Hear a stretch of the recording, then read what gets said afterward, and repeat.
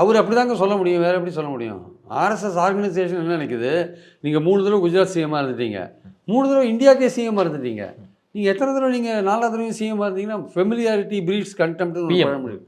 Familiarity breeds கண்டெம்ப்ட்னா ஒரே ஆள் ஒரு இடத்துல ரொம்ப வருஷம் இருந்தான்னா அந்த ஏக்கம் வந்து சரிவை சந்திக்கும். அதுதான் இயற்கை விதி. அது ஆக்சுவலாக நீங்கள் 240 ஏன் வாங்கினீங்க? 303 400 303 240 இறங்கிங்க.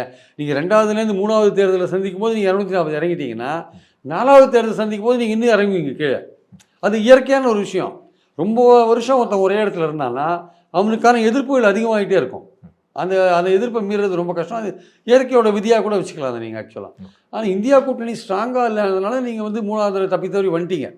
இதுவே நீங்கள் 29ல் 4வது தடவை போகும்போது உங்களுக்கான செல்வாக்கம் சரிஞ்சிட்ருக்கு. இந்த 240 நீங்கள் வாங்கியிருந்து உங்கள் சரிவை தான் காமிக்குது. நீங்கள் மறுபடியும் உங்களையே ப்ரொஜெக்ட் பண்ணால் எத்தனை தடப்பா இவரே பிரைம் மினிஸ்டர் வருவார் அப்படின்ற ஒரு சலிப்பு நடுநிலை. ஒரு சேஞ்ச் பண்ணுங்கப்பா, நீங்களாவது ஒரு சேஞ்ச் பண்ணுங்கள், இல்லை நாங்கள் மாற்றுவோம், இல்லை நாங்கள் வேறு கட்சிக்கு போகிறோன்னு சொல்லுவோம்ல.